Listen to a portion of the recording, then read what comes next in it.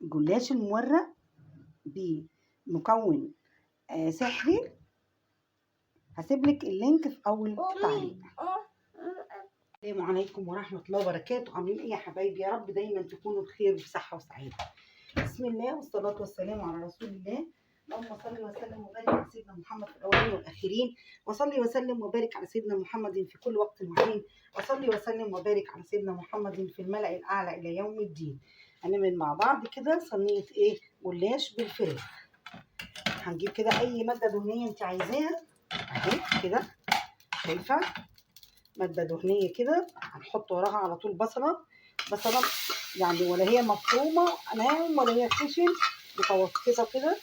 لما البصله تدبل هننزل بقيه المكونات اللي هقول لك عليها. بسم الله، بسم الله يا بركه، بسم الله، بسم الله الرحمن الرحيم. اللهم بارك لنا فيما رزقتنا وقنا عذاب النار. اللهم بارك لنا في وقتنا، اللهم بارك لنا في اعمارنا وفي اجسادنا وفي اولادنا وفي كل شيء يا ارحم الراحمين. البصله بقى هتدبل وهنحط عليها بقيه المكونات. ودلوقتي يا حبايبي البصله دبلت، هنزل بنص كيلو صدور فراخ. انا عاملاه في الكبه، لو ما عندكيش في الكبه اعمليه في مطحنه الفلفل والكمون، ما تقفيش على حاجه. نص كيلو صدور فراخ اهو كده.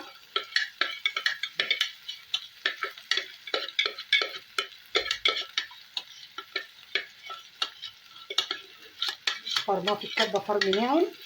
هنعمله بطريقه مورقه، هتطلع كده طبقات وكتير وشكلها في منتهى الجمال. خليكي بس معايا في الاخر كده، شايفه؟ هفضل اقلب فيها بقى لحد ما الفراخ لونها يغير. ودلوقتي يا حبايبي حطينا الفراخ لونها غير اهوت. واللي كنت بشيلها في اول الفيديو دي حته بصله، لان ده بصل ابيض غالي جدا. كان في قشره طحينه مش راضيه تتفرم، فشلتها كده. معلقه فلفل، معلقه توابل الصغيره دي، شايفاها اهي؟ شايفاها عامله ازاي؟ ماشي. هنحط بيها برضو، هتخليها حلوه قوي قوي، بهارات فراخ اهي.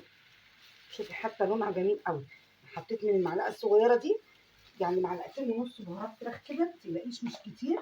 خدي بالك البهارات دي فيها ملح، بهارات الفراخ بيبقى فيها ملح. وهحط معلقه ملح صغيره كده، وهستنى لما الفراخ تشرب ميتها تاني. هينزل شويه ميه همت، هنحط حاجه تاني؟ لا، هما كده كويس قوي. ماشي. يبقى حطينا بهارات فراخ، ملح وفلفل وبهارات فراخ اهو كده. ممكن احط شويه بهارات مشكله برضه. بصي، هنستنى بس عليها لما تشرب ميتها كده. دي بهارات مشكله، انا بجيبها حبوب وبعملها على ايدي. حطيت لها معلقه صغيره اهوت. ماشي. ودلوقتي الفراخ شربت ميتها، هنزل بنص فلفلايه حمراء ونص فلفلايه صفراء.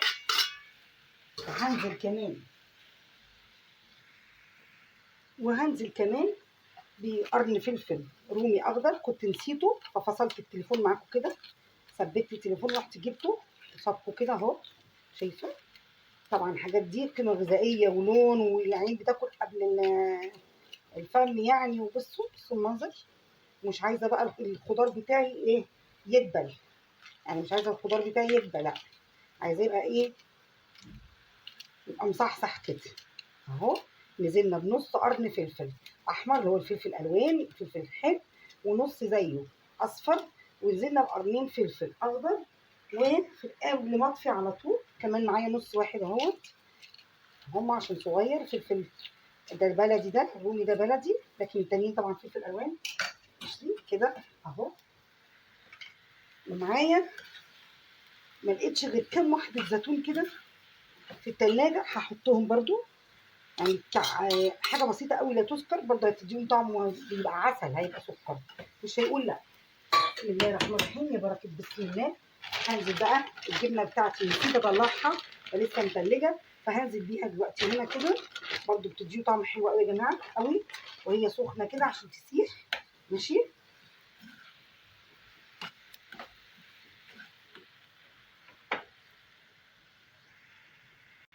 ودلوقتي يا حبايبي طفيت على الحشوه، اجمل حشوه في الدنيا هتاخديها. هحط بقى الحاجه اللي هتخلي لي ايه الجلاش بتاعي مورق قوي. معلقتين قشطه من وش اللبن، قشطه بلدي. يا جماعه كنت هنسى وهدوقها اللهم اني صايمه. ومعلقتين زبادي، يبقى معلقتين قشطه، معلقتين زبادي. ماشي، والله رفعتها كنت هنسى. ويعني ربع معلقه بيكنج باودر كده. ماشي، يبقى معلقتين زبادي، معلقتين قشطه بلدي، ماشي، من وش اللبن. ونص كوبايه سمنه بلدي طبعا، نص كوبايه سمنه ايه بلدي. الجمال ده كله ده اللي هستخدمه. وممكن كمان نحط معلقه سمنه عشان ايه الزبده بس، لا يعني بتحطي ميكس زبده وسمنه بقى احلى. معلقه سمنه اهي كمان. ماشي، هنقلب بقى الجمال ده كده كويس قوي اهو كده. فكروني اني صايمه. بسم الله الرحمن الرحيم. اللهم صل وسلم وبارك على سيدنا محمد. اللهم صل وسلم وبارك على سيدنا محمد. اللهم صل وسلم وبارك على سيدنا محمد. هعمل كده اهو. شايفه بقى عندي خليط في منتهى الجمال. ده اسمه خليط التوريق اللي هنورق بيه ايه؟ اللي هنورق بيه ان شاء الله الجلاش بتاعنا. طيب وفي الصاج بقى اللي هعمله خلاص هركن ده على جنب كده. هنجيب الصاج بتاعنا. بسم الله الرحمن الرحيم. بسم الله.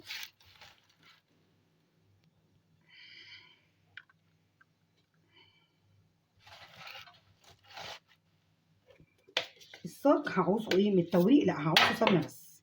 الصاج هعوزه ايه؟ سمنه فقط. لكن التوريق ده يعني السائل بتاع التوريق اللي ما بين الطبقات. لكن الصاج طبعا هيتعص ايه؟ سمنه فقط. مش هيتعمل بايه؟ مش هيتعمل بسائل التوريق عشان في قشطه وفي زبادي فهيلزق وهيشيط وهيبقى شغلانه. اهو كده كده اهو. ندهنه كويس قوي، نتاكد ان هو كله اتدهن كده كده. تمام تمام ان شاء الله. نجيب بقى ايه الفرشه.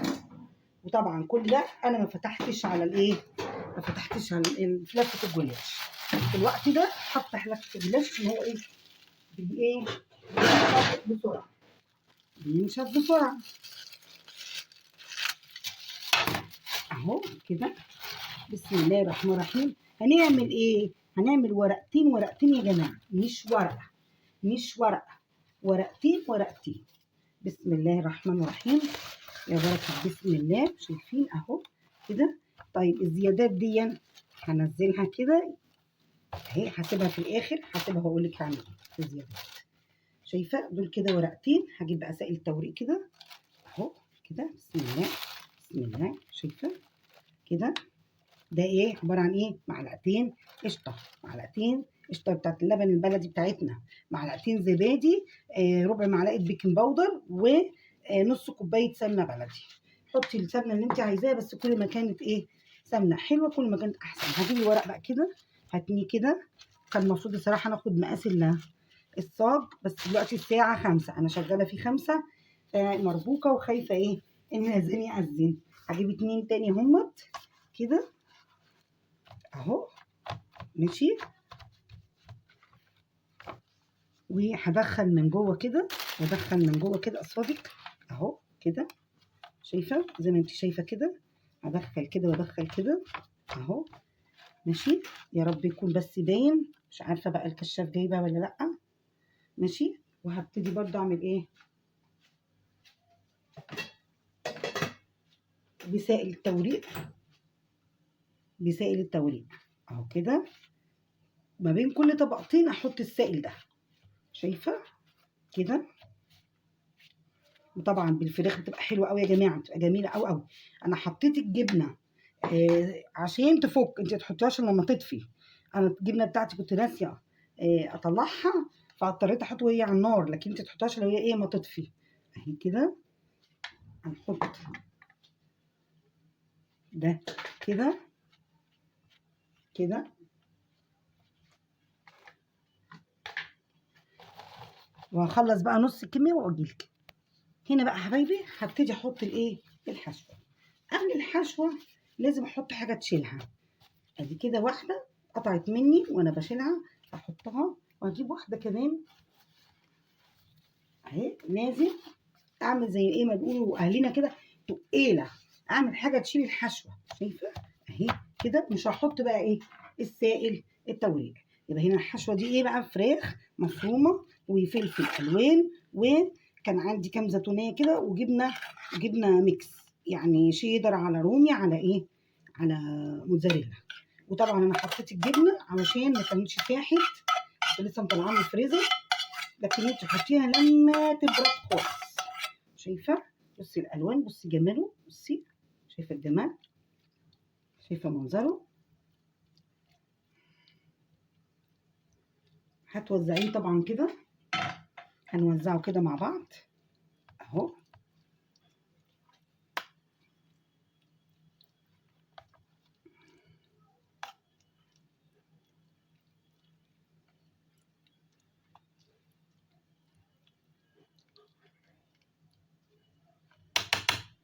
منظر الالوان يشهي. حبايبي فردناها بقى خالص اهوت، وهبتدي احط ايه الجزء التاني من الجلاش. شايفه؟ ورقتين ورقتين يا جماعه، ورقتين ورقتين. انا كنت المره اللي فاتت بتني من هنا، لا المره دي هاتني من عندي انا. هاتني ايه من عندي كده اهو، الحروف كده هتنيها كده اهو من عندي هنا. هاتني كده عشان تتوازن ايه الصاج، يتوازن الصاج بتاعك ايه، يتوازن اهو كده. وبرده هدي ايه سائل ايه التوريق. سائل التوريق اللي هو ايه، معلقتين زبادي، معلقتين قشطه، مع ربع معلقه بيكنج باودر، و نص كوبايه ايه سمنه. والسمنه حطي اللي انت اللي يريحك، هتحطي بلدي حطي، مش هتحطي بلدي براحتك، براحتك خالص. وانا من الناس اللي ما بتحبش الجلاش دسم، لا ما بحبوش دسم، بحبه معقول، معقول بحبه معقول. مش مشكله اللي يتقطع يتقطع، مش مهم. اخلصها بقى ونشوف هنعمل ايه. هاجي بقى هنا حبايبي على اخر ورقتين، ماشي، هظبطهم بقى كويس جدا بالمقاس كده، لان مش هتنيهم عشان يطلعوا منتظمين وشكلهم حلو. يبقى احاول اظبطهم بالمقاس كده اهو كده، يبقوا على قد الصاج بالظبط اهو. وهدخل بايدي كده كده، والباقي هشيله بالايه بالسكينه. وطبعا من فوق من هنا انا مش هحط ايه السائل، ليه؟ لان السائل دوت فيه ايه، بسم الله بسم الله، السائل فيه قشطه وفيه زبده. انت لو قمتي حطيتيه اللي هيحصل هتتحروق، ومش هيديكي ايه احلى حاجه، مش هيديكي المنظر اللي هو احلى حاجه يعني. بسم الله يا بركه، بسم الله يا بركه، بسم الله، بسم الله الرحمن الرحيم. زي ما انت شايفه كده. اللهم صل وسلم وبارك على سيدنا محمد. لا اله الا انت سبحانك اني كنت من الظالمين. اللهم بارك، اللهم بارك، اللهم بارك. شايفه؟ بسم الله بسم الله بسم الله. شايفه اهو الصاجه بتاعي اهوت بقت مظبوطه بالظبط. شايفه منظر الصاج اهو كده بقت مظبوطه. ماشي، هبتدي بقى اقسم، هقطع كده بعينيا كده التقطيعه اللي انا عايزاها. الاول احدد، الاول ايه هحدد 2 بسم الله بسم الله، واعمل زيها التانية بسم الله بسم الله. انا كده قطعته عرض، وانت بتقطعي حددي من تحت، يعني فوتي السكينه لحد تحت اهو. بصي سامعه انا بعمل ايه، بحدد علشان لما اجي اطلعها تطلع اهو كده.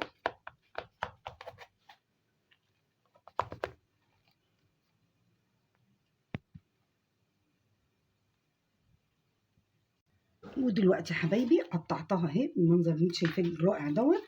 هنا بقى هجيب بيضتين وكوبايه لبن واضربهم كويس جدا، وهحط لهم فلفل ابيض، لاني لو حطيت فلفل اسود هيبان قوي على اللهم صل على سيدنا محمد على الوش ومش هيبقى حلو. حطيت كده ذره فلفل ابيض بس عشان ايه، علشان اللهم صل على سيدنا محمد، علشان زفرت بيض. ماشي، هنا بقى هبتدي اوزع كده بسم الله بسم الله بسم الله الرحمن الرحيم. في طريقتين، طريقه ان انت تسيبيه يتشمع في الفرن الاول، ماشي، وبعدين ايه توزعي، تشمع وتطلعي تسقيه. انا بحب اسقيه واسيبه شويه بره يشرب وبعدين ادخله مره واحده. ده صح وده صح، بس انا متعوده على كده اهو. شايفه؟ هفضل بقى ايه بالراحه كده اجيبه شمال ويمين عشان ايه اسقيه كله. شايفه المنظر؟ بصي منظره عامل ازاي اهو كده كده. بصي الفلفل الابيض بقى مش باين في الايه، في منظر ايه الصينيه ازاي اهو. هدخله بقى الفرن وهنشوفه بعد كده وهوريهولك. بس هسيبه بتاع مثلا انا طبعا عشان مستعجله هسيبه ممكن 10 دقايق، لكن انت ممكن ايه لو مش مستعجله سيبيه. انا مره سيبته ساعه كان رائع يا جماعه، كان رائع. ماشي. هدخله بقى الفرن على نار حاميه وعلى الشبكه. ماشي. وهنشوف هنعمل ايه بعد كده. بصوا يا حبايبي كده ما شاء الله لا قوه الا بالله طلع من الفرن. بص المنظر. انا لما اتشمع قمت محدده تاني على على التقطيعات عشان تبان كده تبقى حلوه. بصي يعني اول ما تشمع لقيتها هتسيح كده على بعضها، فحددت التقطيعه زي ما انت شايفه كده اهو. قطعيه بالطريقه اللي تريحك. لو عجبك الفيديو ما تنسيش في لايك وشير عشان يوصلك كل ما هو مفيد وجديد وعلى قد الايد مع قدره فود. وما تنسوش لو وصلتي معايا للجزء دوت ما تنسيش تحطي لايك من ايديك الحلوه دي. والسلام عليكم ورحمه الله.